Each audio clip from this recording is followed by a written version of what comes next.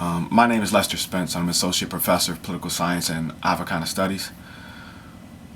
I give three kind of semi-speeches about mental health to my classes each semester. I do one at the beginning, one at the middle, and one at the end. I do at the beginning just to establish a tone, just to kind of make students aware that Hopkins has resources that they can take advantage of.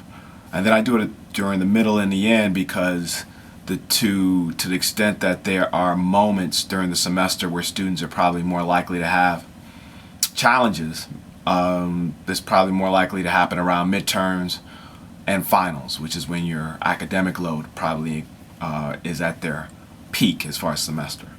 So, and I do it just again to help them understand in part that there are resources that are available to them. But I also do it because I'm not a stranger to mental health issues myself. I suffered from what I now know to be seasonal affect disorder back when I was an undergrad in Michigan. I mean, I knew that I would get really sad around the times that the seasons changed. I never did anything about it because I didn't know.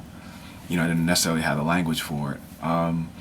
But I also suffered from it as an adult. I had an anxiety attack. I remember the year or so before I got tenure that had me in bed for a weekend. And I suffered around that same time from depression. And I know the toll that it takes.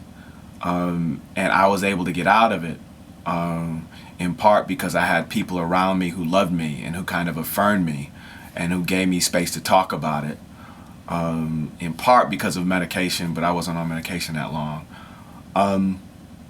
But what I realized in that moment was that it was so critically important to have that space to actually to know that in effect, to the extent I was crazy, it actually wasn't, it was something that other people suffered from, and it wasn't a health issue. It was really a health issue. And it's funny because I remember when I was dealing with it, I talked to some colleagues about what I was going through, and some of my colleagues told me not to tell anybody. And I'm so glad I didn't listen to them. If I would have listened to them, it's unlikely that I don't know if I'd be here right now, because it's unlikely that I would have been able to get myself together enough to do what I had to do to get tenure.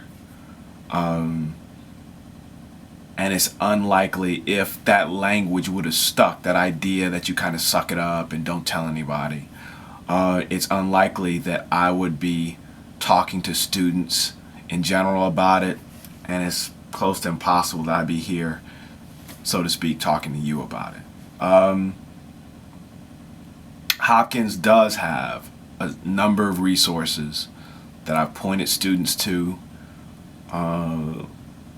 They really care about, they not only care about your well-being, but they're really professionally adept at helping you work through it. Given how much stress that you all are under as students, and given the fact that what you're dealing with or the stressors that you deal with are going to in some way continue through adulthood into old age, the sooner you can actually get to the point where you have the muscles and the tools and the voice to articulate what you're dealing with as far as your mental health, the better off you'll be, because you don't want to be an adult, quote unquote, dealing with adult stuff that causes you to have mental health issues and not have the language or the tools to deal with that. So hopefully you'll take this to heart. And if you or anyone close to you has symptoms that you think might be connected to a mental health challenge, please speak to them. If it's you, please get help.